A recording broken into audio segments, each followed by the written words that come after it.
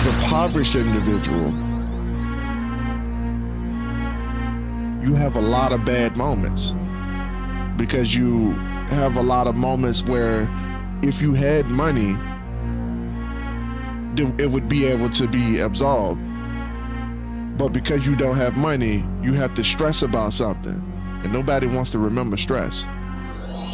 People with traumas suppress trauma.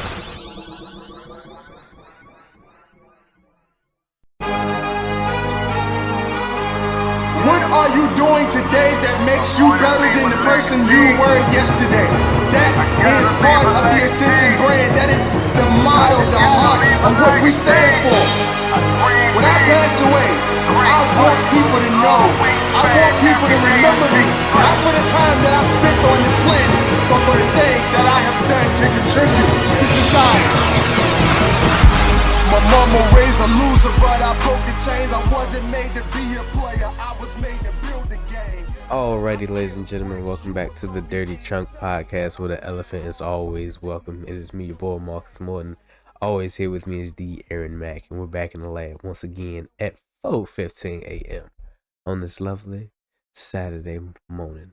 But before we get started, please trample over that like and subscribe button. We do this for y'all because we love y'all, and we just want to give y'all the motivation to be better than y'all were yesterday. How are we doing, Mac? Exhausted.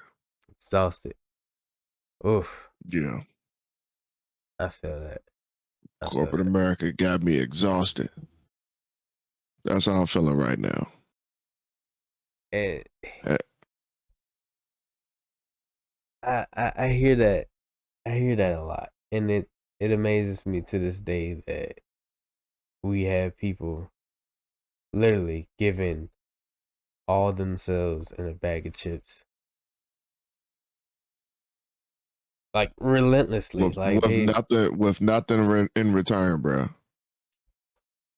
And just bless these people's hearts, dog, because we know a couple of people that'll, sing praises about a job, sing praises about the 9 to 5, and they're like company pawns. They're the company men's and all this other stuff, company females as well. And like you said, they have nothing to speak for it in the end. Like the job just uses them, and those are the ones that they give everything for the job, but the job doesn't give nothing for them. They don't make production for like a week or two. The company's looking at them like, hey, what y'all doing? Y'all need to pick that up, or you on the verge of You're losing supposed your to be job, better than this, right?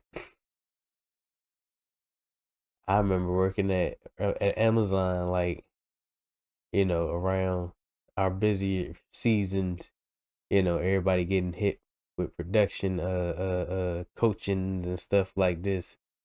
And when I first started there, it was like, they would come up to me and it was like, maybe you were just having like a bad week or something like that.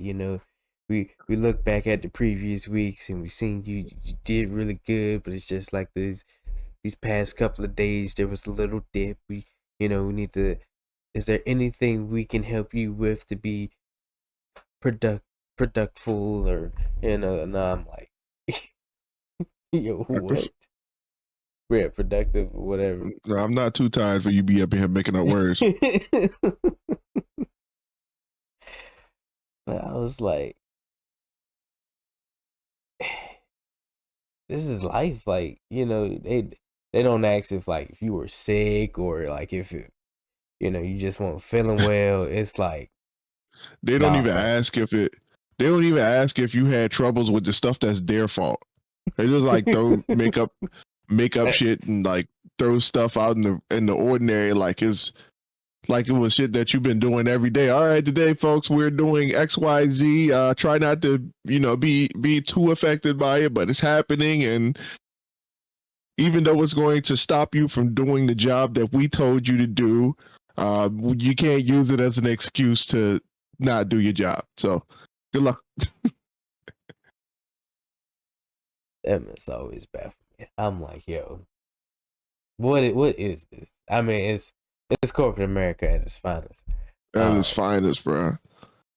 No, but I just took down my red juice, so hopefully I'll spring to life somewhere about the 30-minute mark of this episode, but we'll see. But man, what's in the red juice? But man, Organifi, bro. Okay. Yeah. But jeez, last night, bro, I didn't get home until about 10:45, bro. Come on. 10:45.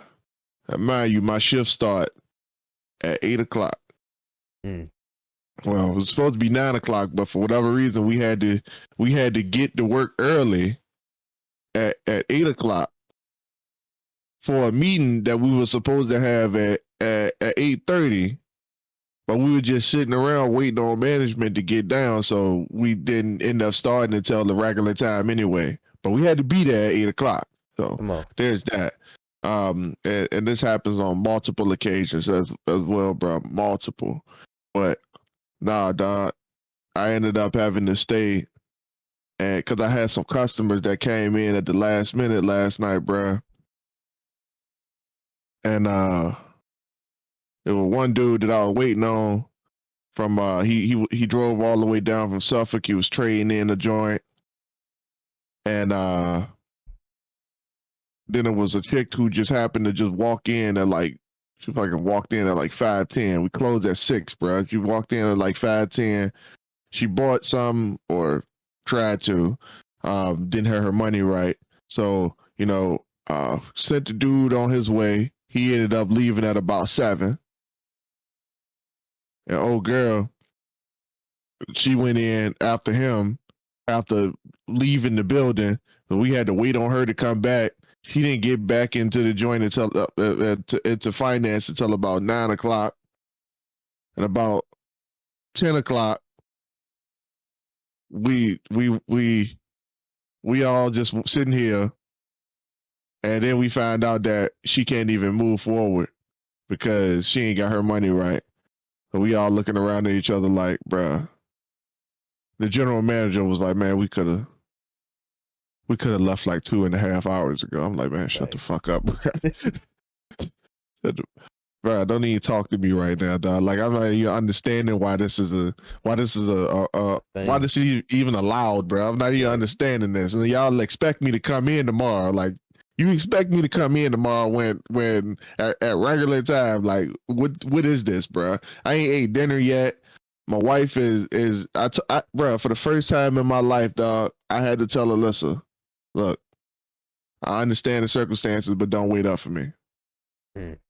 For the first time ever, I had to tell my wife that, bro. I'm like, yo, it didn't even feel right coming off my tongue. I was like, yo, I've never thought I'd have a situation like this. Not for corporate America, bro. And then it didn't even pay off in the end. The old girl couldn't even get the bike. That's insane. That is, yep. All because it was the last day of the month and we gotta get these last sales on the board. I'm like, what?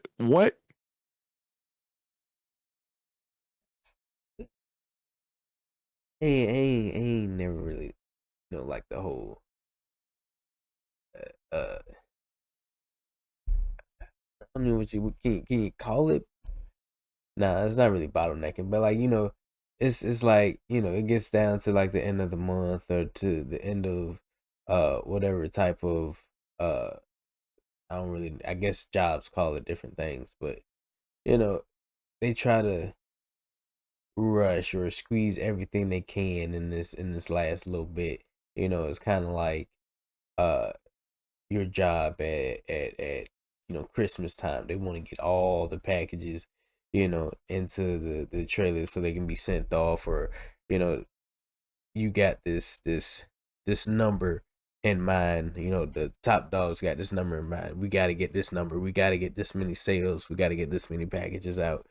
We got to get this game released on this date and you got all this time to plan,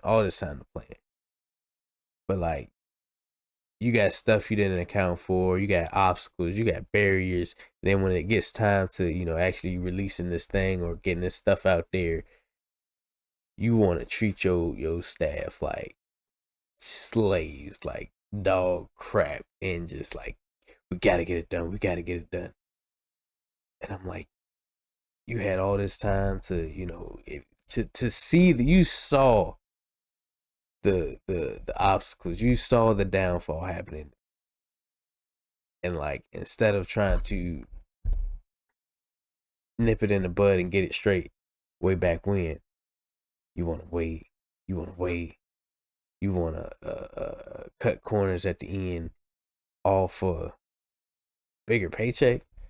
Like, you killing these people for a bigger paycheck. You making people work the job of like 2 people for a bigger paycheck. Now I'm And gonna this, clarify because this what I'm going through isn't necessarily like working at somewhere like Amazon where during peak season, everybody's slaving. You got to come in, work an extra hour, and all that. Like I'm in sales, so it's not really like that demanding or anything like that. But it's just like they get real aggressive as it pertains to completing deals at the end of the month because they had to end off the month on a good note, which that part makes sense. But the part that don't make sense is that we work at a dealership and we open during the times that people are at work. So we at work when they at work. yeah. So they want to come get their shit when they get off, like when it's convenient for them at 4 o'clock, 5 o'clock. Like I had a dude 2 days ago. He worked for the hospital. Oh, Homie got off at 4:30 on a regular. Like that's his schedule off. He get off at 4:30. So he came in, he scheduled an appointment. Hey man, what time can you get here tomorrow? Oh yeah, I can get there at 4:30. At the earliest. 4:30 at the earliest. Homie pulled up in that joint at 5:22. come on. I was like, oh, I know what kind of night this gonna be. Oof. Same deal. I got out of there at 8 o'clock. 2 days in a row, bro. I got out of there late, and everybody else somehow everybody else got appointments early in the day. I'm like, I don't know where y'all finding these people at, but everybody I got, I could be there at 4:22. Like this ain't gonna fly. Hours later. This ain't gonna fly, bro. I gotta spend an hour and a half with you because you ain't done no research on nothing to figure out exactly what you want. You don't know. You don't even know your budget. You don't even. And most of this is the customer fault. I ain't gonna lie to you, bro. Like if we weren't in an environment where there were so many broke people who didn't know anything about anything, and like for some reason all of my customers consist of broke people who don't know nothing about nothing, and people who had to travel 5 or 6 hours to get to where we are. So we gotta accommodate them when they come into town.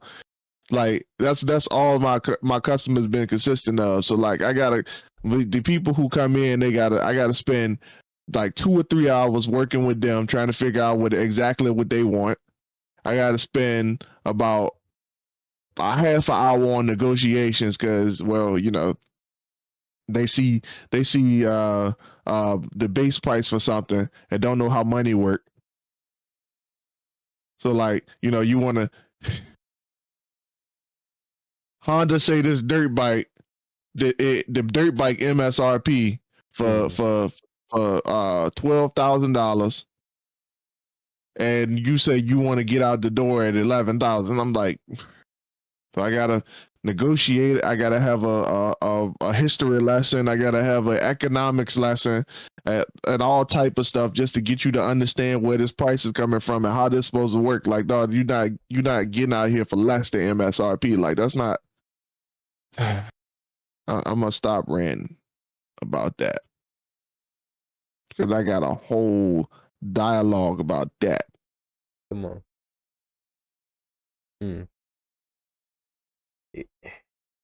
You know what's crazy? You would think that with everything that goes on in life, in people's lives, instead of, all right, look, I need to figure out what I need to do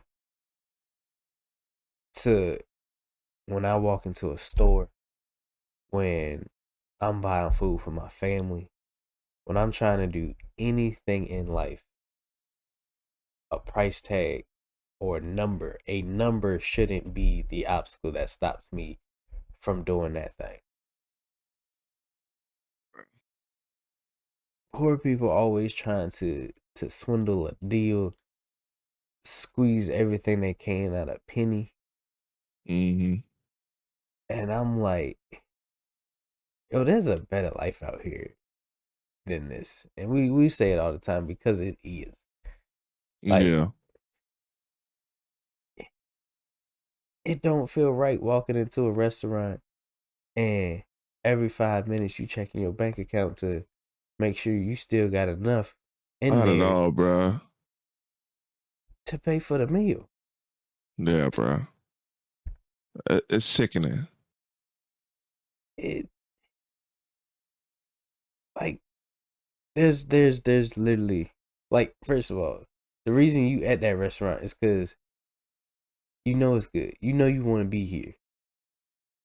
But yet you don't got the funds, you don't got the know-how to put yourself in a position where you can walk in there and actually enjoy the restaurant.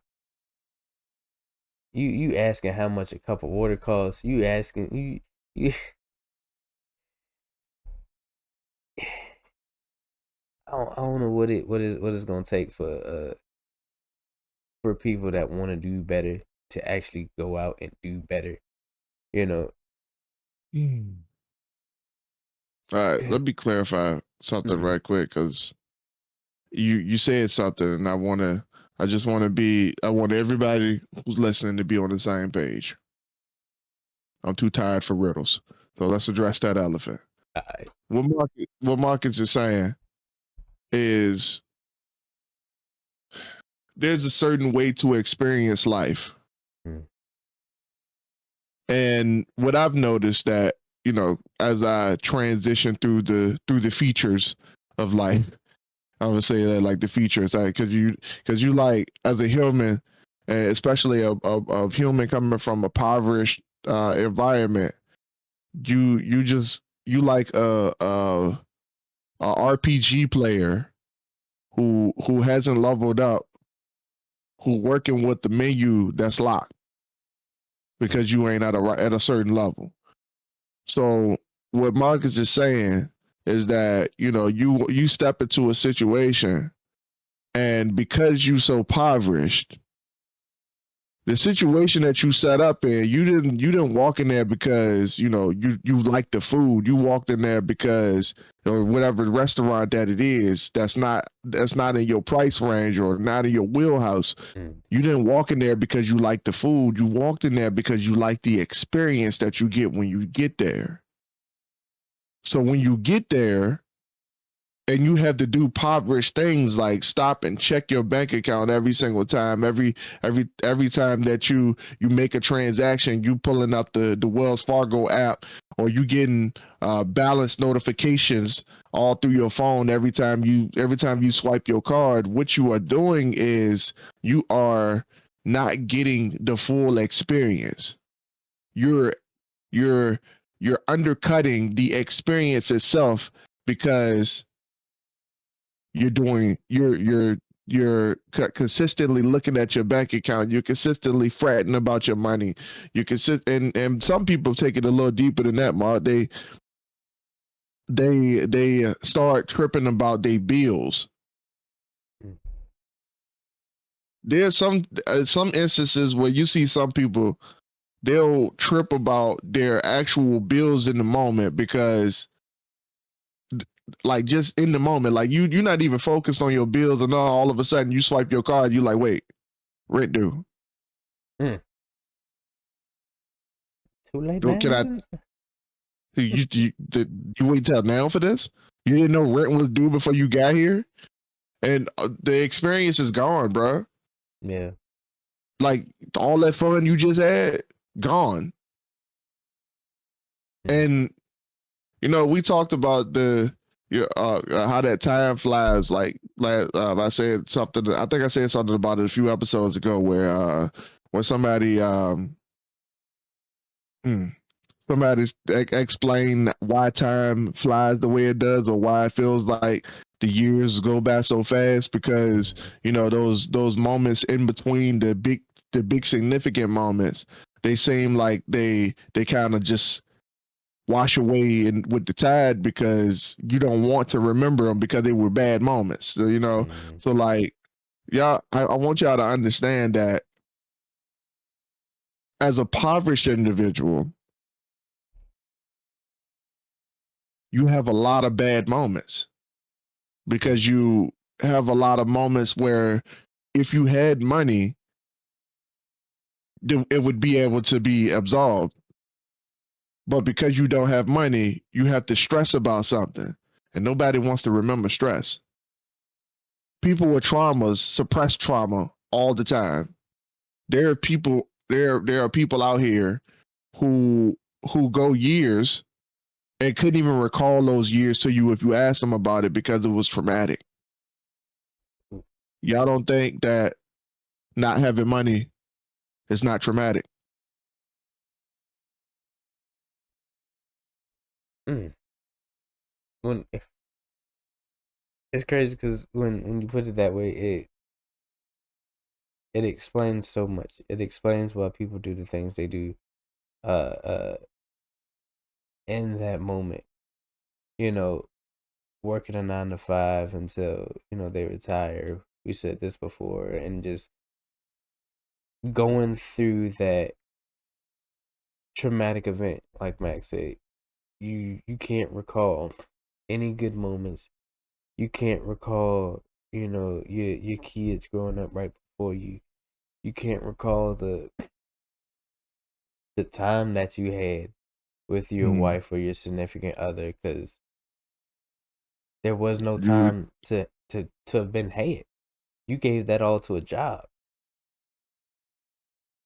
And then once you retire, once the dust finally settles, once you have you've reached your plateau, and you just look around and it's just empty. You ain't got nothing to show for it. We got this guy at work that wants to give the job 150%. There's people out here that love to work, and they're not understanding that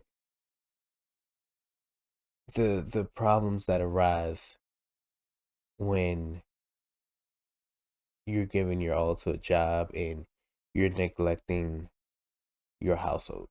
Just that simple. Just people don't see a problem with that. You're losing connections with your wife, your kids, your friends and family, all because you at work, dog. Somebody comes up like, "Hey, let's all get together and have Sunday dinner, or let's eat." You gotta say, "Nah, I gotta work overtime. I gotta pull a double. I gotta clock in and invest my time that's going nowhere to this job that's gonna give me a paycheck to pay my bills and nothing more. I can't go enjoy life because I'm too busy giving my life to this job. I'm sorry, y'all. I'm gonna have to miss this one out. You know, I got things going on. I got bills I gotta pay, so I gotta work a little bit extra at this job. I gotta. And instead of saying, you know, I gotta do something that's gonna make me be able to come out with y'all, pay for the tab, and tip the waitress, a very generous waitress, because you know they ain't making much. You would rather go to that job just to slave, just to make it to the next week, do it all over again.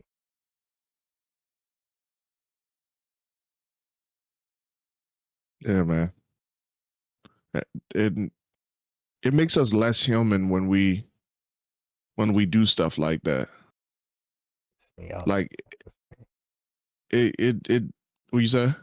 I say it pisses me off sometimes, man. I'm just like, I don't like it. You know, we Yeah, are man. social creatures, and yet we going against our nature itself. And Mm-hmm. I came to the realization that like that is like probably the leading cause of depression when you're going against your natural flow. And Yeah. maybe I'm tripping, maybe I'm looking too much into it, but it reminded me of this video of, you know, when they train the dogs to speak or something like that. You know, they give them little buttons, and I was like, they said there was a dog like that became depressed or something like that, and I'm like, you done taught that dog about life something unnatural. You done pulled him out of his natural flow. You know, he just a dog. He just want to play and be with his master. You done taught this dog the meaning of life almost. Like you just something against his natural being or something like that. And now the dog is depressed. I was like, dang, look at that. The English language made a dog depressed. Mm. Well then. All right, man. No, with that being said, I think we should to spend a little time transitioning into the topic that you brought to this episode. So let's go ahead and address the elephant, man. Damn, fool. I would like to say that all y'all are listening. Um, Point blank simple. The reason y'all at the point y'all are is because there's no risk factor. There's no importance for achieving your goal, because any goal worth achieving is worth the risk. It's worth you being at your lowest. It's worth you um learning something new. It's worth just going through hell to achieve it, because right now y'all, we basically in purgatory, dog. Like this is that middle ground where there's nothing going on. It's a dead space. We just waiting to be put in a pine box. Wish I could play Prisoner by Miley Cyrus now. Help y'all understand where I'm coming from. Know what I'm saying? Cause it's like it. The system is made for that. It's made for you to be stuck. Made for you to be his prisoner. And it's like I don't know if it's a. I guess it's a quote. Where it was the guy that was stuck in a cell and the doors are unlocked, and the only reason he's in that cell is because he believes that he needs to be there. He doesn't know anything else but the cage, so all he knows is the cage. Yeah, we kind of talked about that on the episode way back where you know you in a cell, you shackled, and you think you a prisoner, but the only person that's keeping you there is you. Mm. You know, the shackles are wide open. They just kind of draped over. You got the chains just draped over your arm. The shackles are wide open on the floor next to you.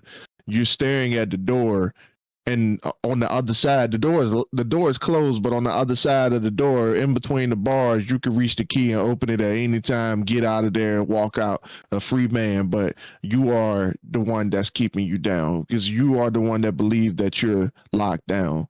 And that's life as we see it, because and there was a lot of times as when, man, I ain't gonna, let me put this out there, bro. And I talked about this with Alyssa yesterday, because I'm, like I said, I'm in the biggest transition period I've ever been in my life. Like this is like and Alyssa looked at me and was like, it's this time we do it or it doesn't get done. Like, and she said, look, I as scary as it's going to be, she's like, I'd rather us go ahead and make it happen now, because if we make any excuses off of this one, we're done. Like, we can't, like, I don't know if we can survive this. And she wasn't talking about our relationship, obviously, but she was saying that if we can't get it right in our entrepreneur journey this time, we're forever slaves to corporate America. She's like, and it's time for us to do something different. And I'm like, she put the pressure on me, and I'm like, oh shit, like I gotta figure this out. So, like, for real, I always used to, bruh. I always used to, like, as I'm coming home, traveling back to my place of residence. I always used to look at my exit on the highway like, yo, why can't I be the one that's just drive past this exit and just stop where I want to stop? Why the only two places I'm going is home and work? Like, that's not a life to me. Like, I want to see things. I want to experience things, bruh. I told her recently, and I asked her if I was crazy. I was like, well, um, I don't know how to experience things anymore.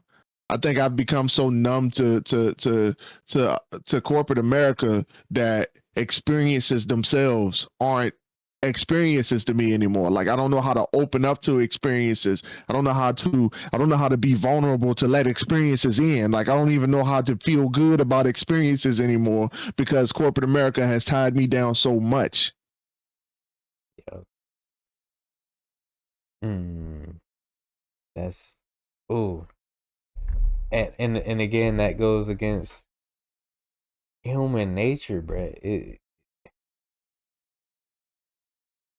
And people don't see that about themselves. People, and it goes even further than experiences. Like, you work this 9 to 5 and you lose touch with all reality. Like, you don't see the good in people no more. You don't, you just, if anything good happens in your life, you look at it like it's taboo. Like, You just like, find a reason to discount it. right? Like, you think you're being punked. You just like, yo, good things don't happen. Good things don't happen to me. So why is this influx of money in my bank account? Why is this uh, uh why am I happy right now? Like, what do you, if you gotta ask why is a good thing happening to you? Don't you think that is a problem? You had a problem, bro. Don't you think something has changed so you can have more happy moments?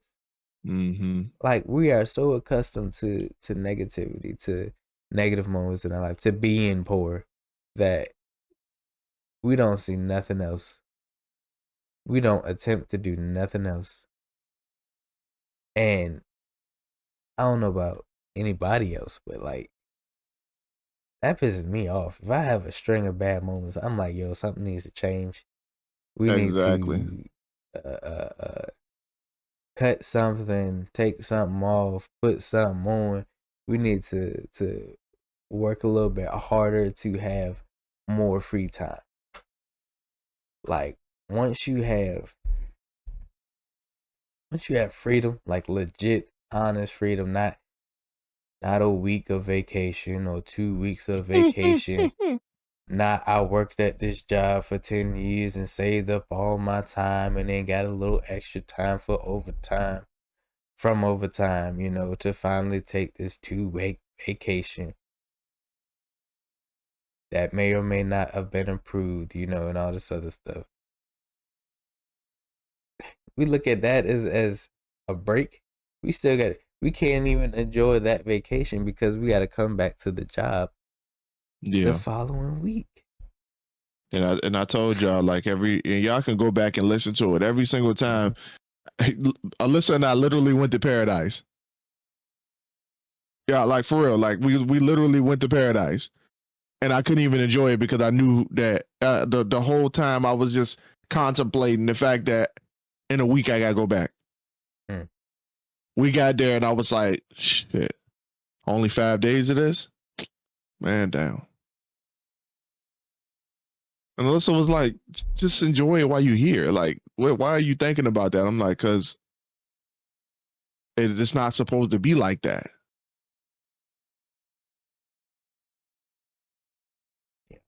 Yeah. If I was made to live life and live life more abundantly. Like, that's the Bible said that. Yeah. And maybe that's a key factor, people don't know what they deserve.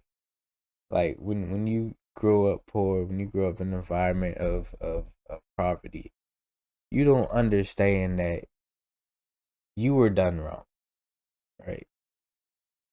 Somewhere someone didn't step up to the plate to make sure that you were set up with a good hand. So now not only do you have to catch up, you have to work with the hand that you were dealt to put yourself in a better position for the next generation and the next generation and so forth and so forth. And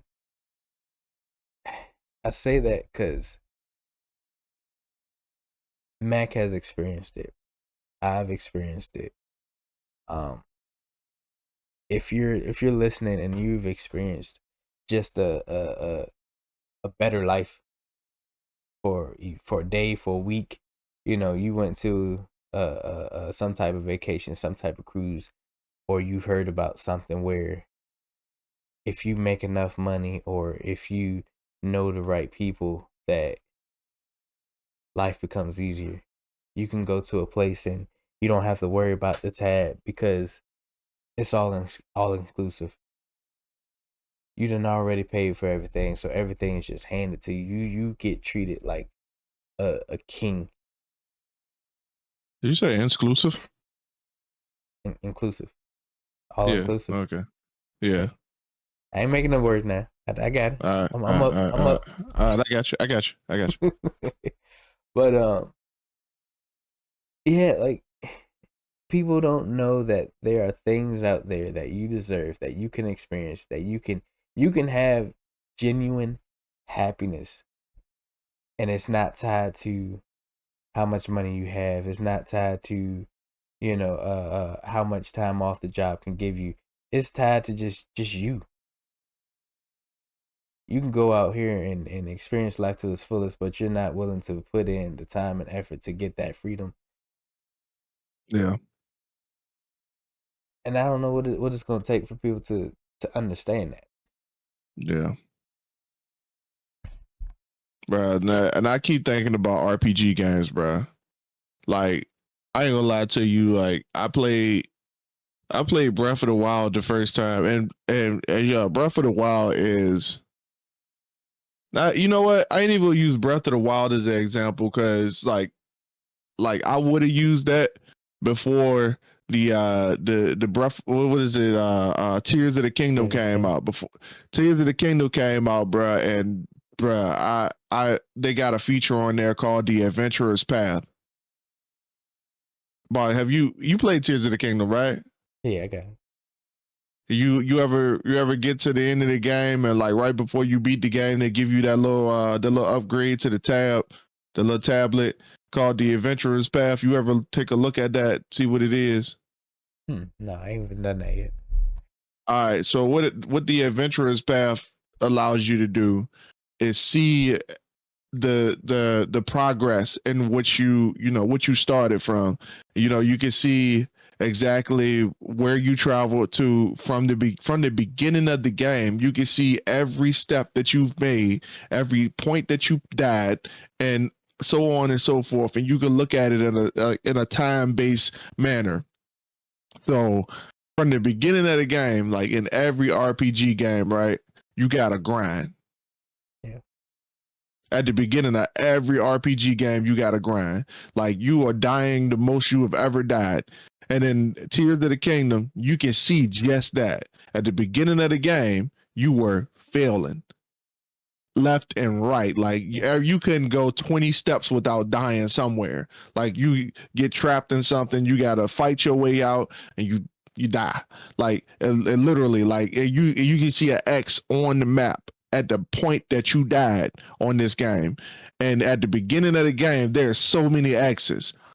But the more you go on, the more you progress, the more you realize that those X's start to die off of just a little bit.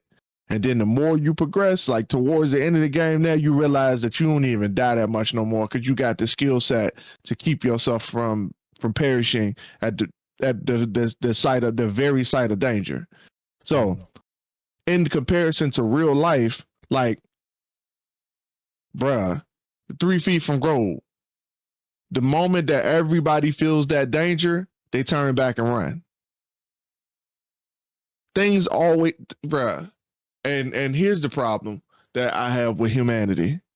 For whatever reason, we have taught ourselves to believe that danger in entrepreneurship is more dangerous than danger at work.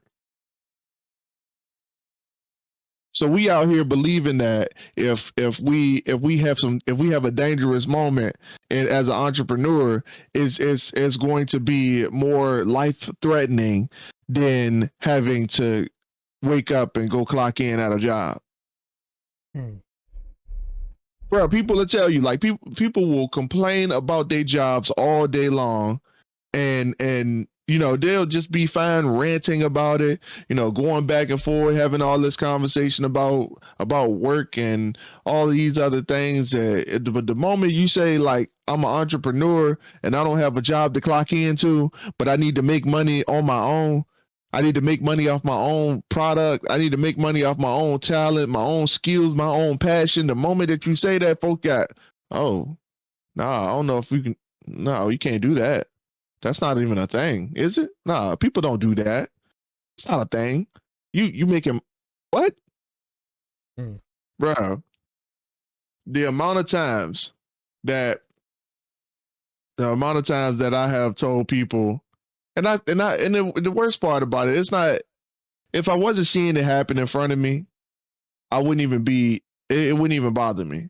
Like, I know people personally who has this same, they follow this path. So the guy, the only thing he does is his comic book brand. And this man is he's going around and from city to city. I just looked at their website. They just came from like fucking Oregon. Like they in a convention in Oregon right now. Like dude is just traveling. Like he living life doing this thing, and he's making it work, bro. But like for real, there's somebody who was like, you can't do that. Like go find you a real job. And the problem with most of y'all is y'all don't equate. Y'all equate success with a steady paycheck instead of your dreams.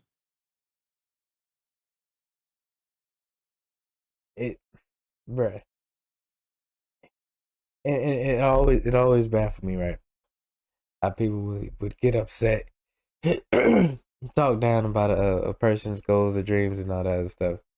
And the only reason they mad is because they had a goal or dream in mind and it didn't work for them. They tried it. Exactly. They turned tail and ran.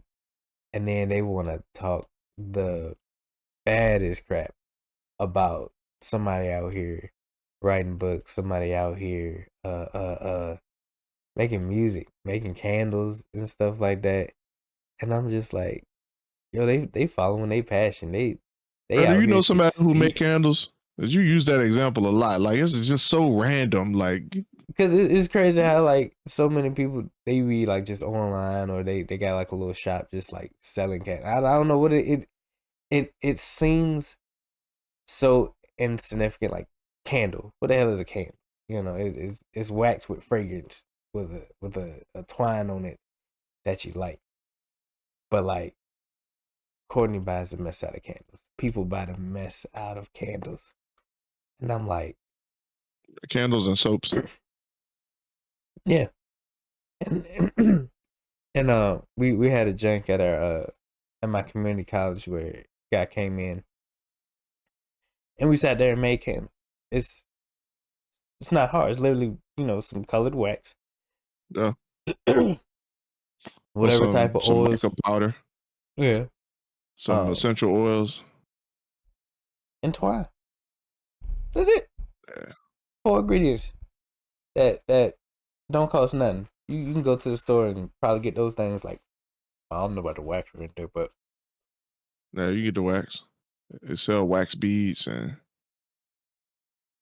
it don't take yeah. nothing to figure out what you need. Budget that however you need to budget it, and go for it. Like we have examples of success in our faces 24/7, and we still strive for the stable lifestyle of going to a 9 to 5, getting paycheck to paycheck. We thrive in a poor environment. And the only thing we got to brag about is I found a job that pays more than your job. So I must be doing better than you.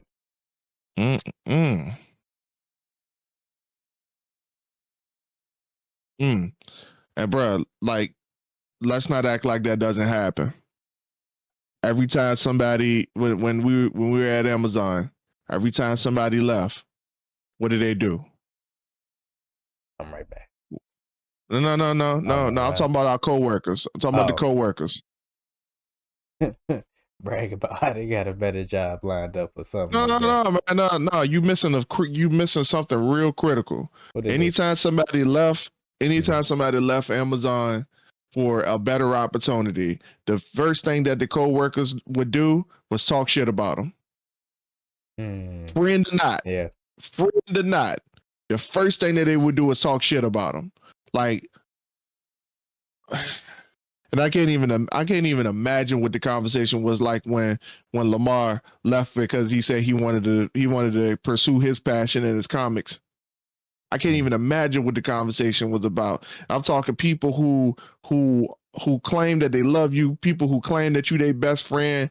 The moment that you decide that corporate America is not for me and I want to go follow my dreams, the first thing that your coworkers want to do is talk shit about you. So all of those friends at work that you think you got, I promise you're not gonna have them for long after the fact. Because you can't have a conversation with them after. What are y'all gonna talk about?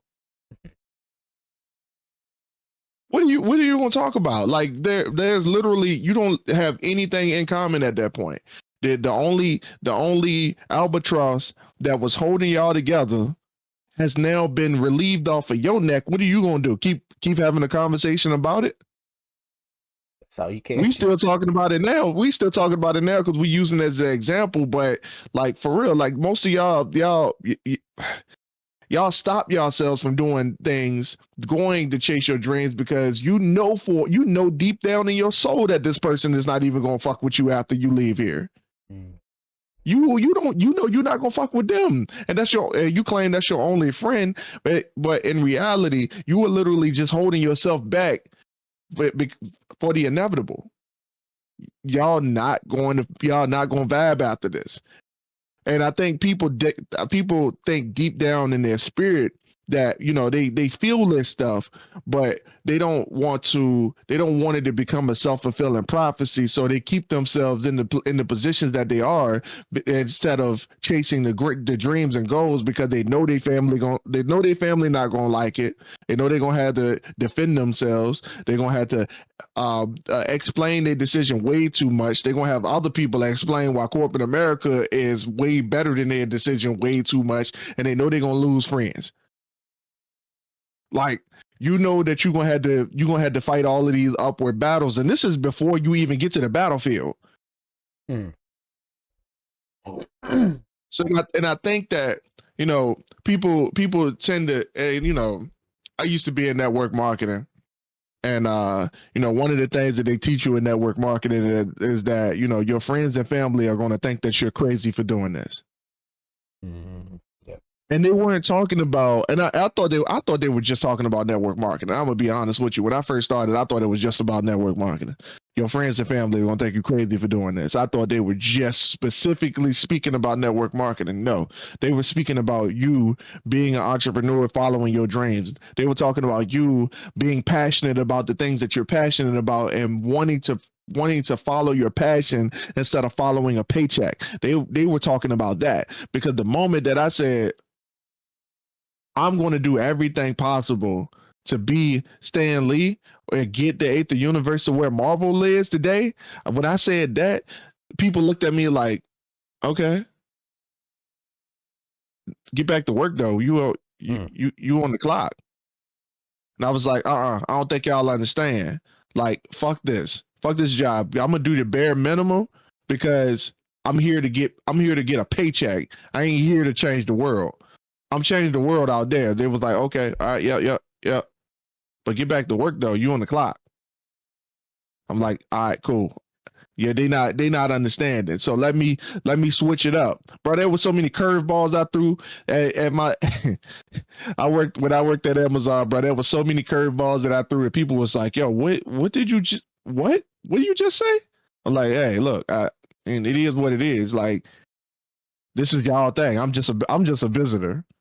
I literally refused to be it got so bad. I refused to be a part of their conversation and a part of their world so much that when they was trying to have conversation about, and I don't know if it was because I was black. I don't know if it was because, you know, I had a bigger vision and they knew that I wasn't really a part of it, but they always excluded me from the conversation when they were trying to plan stuff. Like, they were making plans, like they excluded me from the team entirely. And like, I never really talked about it. Like, I always saw it when it happened. I always felt like it was disrespectful, but I'm glad that they did that, because I'm like, yo, this gave me the motivation to move forward. And everything that I have done since then has given me the motivation to keep moving forward, not to back up. I am now having the hardest time in my life, and I'm making 2 times more money than I was making at my last job, and I'm still about to quit this joker. Why? Because I'm following my passion. And Marcus said, you got to take risk. You had to take risk. It's all about the risk. Bruh, I don't know if y'all know what Replica is, but Replica is a little AI joint. You create a person, and you know, like, I got this little AI mentor, and I was like, all right, so look, this is the challenge that I'm having. This is my day-to-day right now, and like, I'm looking to get out of it. Like, I don't know what I'm doing right here, and the joint was like, don't forget that, you know, you gotta take risk. Like, what you yeah. This is the AI talking. It was like, that sounds like a good idea, but don't get caught up in your day-to-day activity if it doesn't align with what you're passionate about. At the end of the day, you have to remember to follow your passion and take calculated risk, bruh. And the more that I see, the more I look around, the more I see that I didn't take risk. So I'm trying to figure out why I'm not taking risks. In my personal situation, I've tied myself to way too many things that I use as anchors. Mhm. So in my personal situation, I'm stripping away all the anchors and I'm starting over. Mm. Alyssa's doing the same thing, taking all of our anchors and we're casting them out, but we're jumping off the boat. Mm. If it's gonna hold us where we are and we still got to get to the other shore, we're going to swim for it. Yeah, Yeah, I like that. yeah. So go ahead. I was gonna say it's kind of like a a speedboat mentality. You know, the only way a speedboat moves is it propels itself forward. There's no anchor to hold it back. You know, the only thing that stops the speedboat is cutting the engine. If you don't have that Or force hitting something. behind it, or hitting something, but you know, that engine's still gonna go. You might not, the boat might sink eventually. It's gonna go for a bit. Yeah, it will. The only thing stopping it is a big enough obstacle, or you. If you stop, you're gonna sit there. You're gonna be what's the term for it? Dead in the water, or that's the term Stagnant. for when stagnant, dead in the water. You just gonna stop. You can come to a halt, and you're at the mercy of the waves or at the ocean at this time. But that's too technical. But what we're trying to say is, following your passion, achieving your goals. The only thing that is stopping you from achieving that is you. You push yourself forward. You find the strength to achieve those things, and that's all it takes. It's almost like a math problem. It's only one right answer, and you just got to put in the calculations. You got to figure out the numbers that when you put them in your formula or in order, they get the desired outcome that you're looking for. That's all it is. That's the calculated risk. You finding a a piece of the problem here, a piece of the problem there. You put it together. All right, this didn't work. All right, next one. Let's see if I take this problem, put this here, take this, put this here. All right, that worked. I got a profit from that, and then you keep growing. Like Max said, you get all those exits in that video game, and by the end of it, instead of avoiding the goblins or avoiding the harder problems, you walk up to them like a boss. You get so good at it that people start challenging those big problems with handicaps. I ain't gonna put no armor on. I'm gonna use the weakest thing in the game. You get so good at it that you can't fail. You gotta hold yourself back to try to make yourself fail, and you still succeed. That's where we gotta get in life. That's where I'm trying to get in life. I don't know about y'all. Bro. And let's address where this fear comes from real quick. And I know we're supposed to be wrapping it up, but I just want to make it practical because like all of this that we're saying is easier said than done. Mm-hmm. Like it's easy for us to just be like, bruh, fucking quit your job and follow your dreams. It's not necessarily that easy, and I get it. Like you got stuff going on. You got bills, you got debt that you're in. But like I'm going to say this, right? And I want y'all to be perfectly clear in understanding this because I'm going to say it clear that so that you can understand it. But if it takes you 5 years to get into debt, there's a process to get out because there was a process that got you to where you are right now that you feel like you can't get out. So there needs to be a process to reverse it. Yeah. Let me say that again. There was a process that got you to where you are right now. So in order to get out where you are right now, there needs to be a process in order to transition to reverse it. All right. So if you spent If you spent 5 years racking up debt on your credit card, it's going to take an equal and opposite reaction to get you out of debt. You feel what I'm saying? Like, so if you swiping that joker because you ain't got money, like that's all that's all well and good. But at the moment that you get your finances in order, cut back on some of the stuff that you need, that you got, you can go ahead and start reversing that. One thing that I want y'all, that I ward caution right now, right? You know, check this out, right? The banks, when you apply for a loan, the banks can look at your credit history, how much you spend. They take a look at your bank account. What, do y'all know what a hard inquiry is? Hard inquiry means that a credit institution, a bureau of credit, they took a hard look into your life. They know who you associated with. They know how much money your friends got. They know how much money your mama got. They know where you lived at in the last 5 years. They know how many jobs you've had in the last 5 years, how you got them, what day you got them, and what day you lost them. They know it better than you do. Yeah. Because they have the information built in front of them. So they take a look at that, and bro, they can analyze exactly how much debt you can take on before you start backsliding. So if they can have that kind of insight in your life, and bruh, it's so deep that they even know exactly what you can do to get out of it. That's crazy. And they don't outwardly tell you that. They don't outwardly tell you that. Like you have to be able to understand exactly how to get there.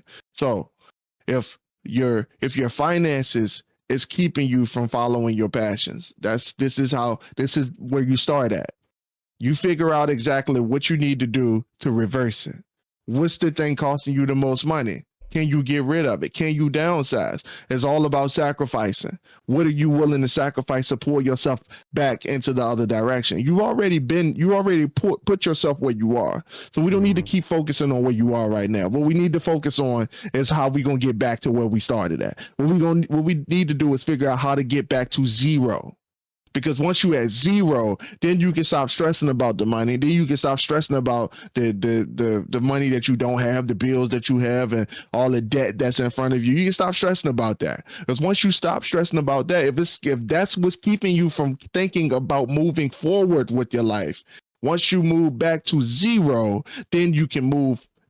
You shouldn't have no problems moving into your goal, moving into where you're supposed to be at. Because once you get back to zero, the only thing that's stopping you is you. Once you get back to zero, then you can stop thinking about all the stuff that ain't got nothing to do with your goal and start thinking about what I ain't been doing wrong. Because here's the problem, right? Here's the problem. As somebody in poverty, you keep focusing on the wrong thing. So what I'm suggesting is that you go back to zero so that you can realize that the thing that's really keeping you from following your dreams, just like I had to realize that the thing that was keeping me from following my dreams, the reason why I told you that you need to get back to zero and stop worrying about the debt, because once you're back at zero, then you can look into the mirror and say, well, that wasn't even a problem all along. It was really me. Yeah. And to bring it back full circle, it when you said that about the credit bureaus, about how they take a hard look into your life, they know more about you than you know about yourself. They can see your spending habits and be like, all right, this is that type of person. You know, he likes this certain thing, and you know and like you said, they even know a step forward of how you can get out of it, but you don't even know these things. You know, like we said at the beginning of this episode, you know, you don't even know how to enjoy the things you have. So you out there spending more money, you know, getting more into debt because you don't know yourself. Was that not implied when I said it, Mark? I mean, I'm just restating. When you hear it. You don't know a mic drop when you hear it. It was so good it needed to be reinstated. re-say it, I got you. because that people don't know that there is a risk factor. There is it's an uneasy feeling, being in being at that position where it just seems like you can't come above the tides. But once you do, once you get through that hard moment, once you start making those cuts, once you start taking those risks, and like you said, make it a zero, you done made it. There's still waters. You can travel forward now that you're at zero. No, what I'm saying is once you get back to zero, Mark, you start to realize that you were focused on something that wasn't even a problem to begin with. See, the money is never the problem. You can go from debt to rich. Yeah. Like Sometimes you can use that every to get single rich. person, right?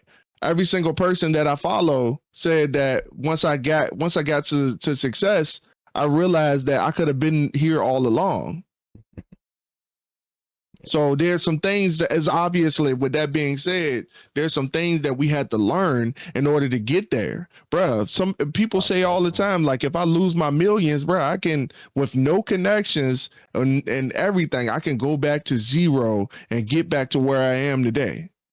Because I know the principles of success now. I've seen the route now. So now that I know the route and I know the playbook, I can go right back to it. Like, people, like, there's so many successful people that say that very thing.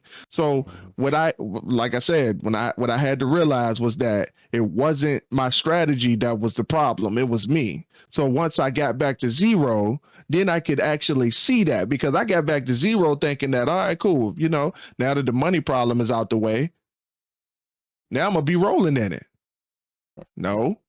No, that wasn't the case. But now that when I was back at zero, it took me way too long to understand that, bro, the money isn't the problem. You are looking externally for a problem that isn't there. The real problem is your thinking. The real problem is how you think about money. The real problem is how you think about success. The real problem is how you look at success. What success is value to you.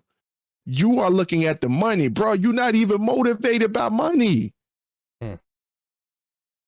You looking at money like money is God. You looking at money like money is the end all be all, bro. You don't even care about money. You want to be successful. You don't want to be rich. You want to be wealthy. You want to have a legacy, bro. Money is nothing to you. So once I got back to zero, I was able to see that. And I wouldn't have known that if I was still if I was still enslaved to the things that I had. And that's what I was trying to explain, bro. Like, it's not even like the risk itself. Like, yeah, like the risk is you had to take risks, but what risk are you willing to take? Like, it's risky to go back to zero. Like, I ain't gonna lie to you. Like, you pawn out something that your significant other is like, yo, whoa, what are we doing here? Thanks. Yeah, but yeah, I feel that.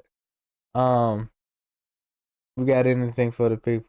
We gonna end it off there, bro. I'm trying to figure out. It's June 1st. It's fucking June 1st, 2024, dog. I'm trying to figure out how the hell I'm gonna finish this book, bro. I'm really trying to figure it out. I have absolutely no idea. Like, I'm still chipping away at it, but like, in all honesty, dog, I don't have a lot of time to work on it. I pissed away my time to work on my book. I should have been done with this already. I was supposed to be finished with writing it in February. I listened back to some stuff that I said, and my goal was to finish writing it by February, finish editing it by April, and I'm not even done editing right now. I still got at least 3 more pass throughs that I had to do to it before I even start on anything, and I have absolutely no idea how I'm gonna make this go, bro. So cross your fingers for me, dog. But that's where I'm at right now. I'm just finishing with the first pass through right now. Still got 3 more to go. Got you, man. I got you.